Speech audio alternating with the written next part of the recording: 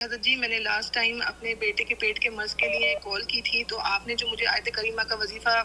بتایا تھا،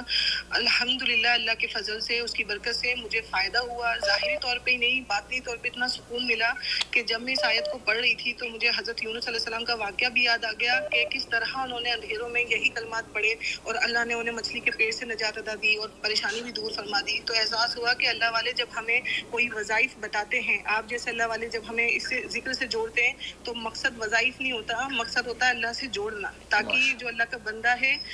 اخلاص اور یقین کے ساتھ اس وظائف کو کرے، اللہ کے کلام سے جڑ جائے اور پھر اللہ کے اذن سے اس کا اثر ہوتا ہے۔ تو اس کے لیے میں آپ کا تہہ دل سے شکر گزار ہوں، اور اللہ پاک آپ کو اس کا اجر عظیم دے اور میرے بچوں کے لیے خاص توجہ اور خاص دعا کی درخواست دے۔ جزاک اللہ خیرا کثیرا کثیرا۔ ماشاء اللہ عائشہ خانم جو ہے انڈیا سے کال کر رہی ہیں، بہت پیاری کال کی ہے، بہت اچھی باتیں کی ہیں، آپ کی باتوں سے بہت دل خوش ہوا، اور یہی واقعی یہی مقصد ہوتا ہے کہ اصلاح اور للہیت، یہ دو چیزیں۔ میرے پیر مرشد، میرے والد نسبتی حسن الاولیاء امام الاتقیاء حضرت مولانا محمد یوسف لدھیانوی شہید رحمۃ اللہ علیہ نے جب عملیات تعویذات کی مجھے اجازت دی، جو تعویذات ان کو جو قطب العالم حضرت شیخ الحدیث مولانا محمد زکریہ کاندلوی مہاجر مدنی قدس سرو سے ملے تھے، تو اپنے شیخ سے جو ملے تھے وہ انہوں نے جب مجھے اجازت دی، میرے سپرد کیے، تو انہوں نے ایک ہی بات کہا کہ لوگ آئیں گے، لوگ اپنے پریشان حال لوگ آپ تمہارے پاس آئیں گے تو نیت کیا کرنی ہے؟ ان کی اصلاح اور للہیت کی نیت کرنی ہے۔ یہ اصلاح کا ذریعہ بنانا ہے کہ اس بہانے سے وہ آئیں گے، اب ان کا تزکیہ کرنا، ان کی اصلاح کرنی ہے، ان کو اللہ کے ساتھ جوڑنا ہے۔ یہ جو ہے تعویذ گنڈا جو ہے یہ خود اپنی ذات میں مطلوب نہیں ہے، لیکن اس کے ذریعے سے چونکہ لوگ آتے ہیں، کمزور لوگ ہیں، آتے ہیں دم تعویذ کرانے، لیکن فرمایا کہ تم نیت کیا کرنا، ان کی اصلاح کی نیت کرنا، کہ متبع سنت ان کو بناؤ، متبع شریعت بناؤ، اللہ کی باتوں میں لگاؤ، ذکر و اذکار کا ذوق پیدا کرو، تو اصلاح کی نیت کرنا۔ دوسرا للہیت، کہ ان کو اللہ کے ساتھ جوڑنا، ان کے دلوں کو اللہ والا بنانا۔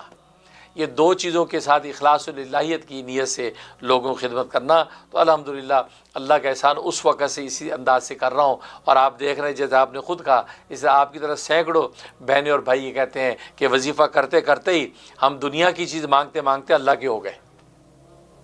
کیا پیارا عنوان ہے، آئے اللہ سے رزق مانگتے مانگتے یا رزاق یا رزق مانگتے مانگتے حضرت یہ کیفیت ہوگی، ہم تو خود رازق کے ہو کے رہ گئے، ہم تو راضی کی ہو کے رہ گئے، رزق کو بھول ہی گئے، ہم اب اسی کی عشق و مستی اور کیف و سرور میں مست رہنے لگے ہیں۔ کبھی نفلوں میں کھڑے ہوتے ہیں، کبھی سجدوں میں گرتے ہیں، اور کبھی لا کے نعرے لگاتے ہیں۔ اب ہمیں اللہ سے خود ہی اللہ سے ہی پیار ہو گیا، اور راضی سے پیار ہو گیا تو رزق کی ضرورت ہی کہاں رہی؟ تو یہ حالت ہو گئی ہے۔ تو ایسے ایک نہیں کتنے واقعات ہیں جو میں جب یاد کرتا ہوں تو واقعات مجھے رلاتے ہیں، واقعات مجھے رلاتے ہیں کہ واقعی میرے شیخ نے جو بات کہی تھی اس بات میں ایسی نہیں تھا، اس کی کوئی بات تھی، اس بات میں بھی کوئی بات تھی، کوئی اثر تھا، کوئی راز تھا، کہ آج واقعی لوگ اللہ کا ذکر کرتے کرتے دنیا مانگتے مانگتے دنیا کے خالق سے جا جڑتے ہیں۔ بھئی یہی تو مقصد تھا، اور یہ میرے شیخ کی نظر کرم اور ان کی جو خاص عنایت تھی، تو یہی نیت لے کے میں چلتا ہوں۔ جیسے آج آپ نے بتایا کہ ماشاءاللہ آپ کو آیت کریمہ پڑھنے کا جو لطف آیا، واقعی میں بھی جب اس آیت کریمہ کو پڑھتا ہوں اور سارے ان احوال کو سامنے رکھتا ہوں، فنادیٰ فی الظلمات اللہ الہ الا اللہ لا الہ الا انت سبحانک انی کنت من الظالمین فاستجبنا لہ ونجیناہ من الغم وکذالک ننجی المؤمنین۔ یہ اس انداز سے جب اس آیت کو دیکھتے ہیں تو جناب رونگٹے کھڑے ہو جاتے ہیں، کیفیت بدل جاتی ہے، اور باقی وہ نظارہ سامنے آتا ہے اللہ کے لطف و کرم کا، اور حضرت یونس علیہ السلام کی تڑپ کی اس دعا کو مانگنے کا۔ تو واقعی اس دعا میں بڑی اثرات ہیں، اور آپ نے اس کے محسوس کیے ہیں۔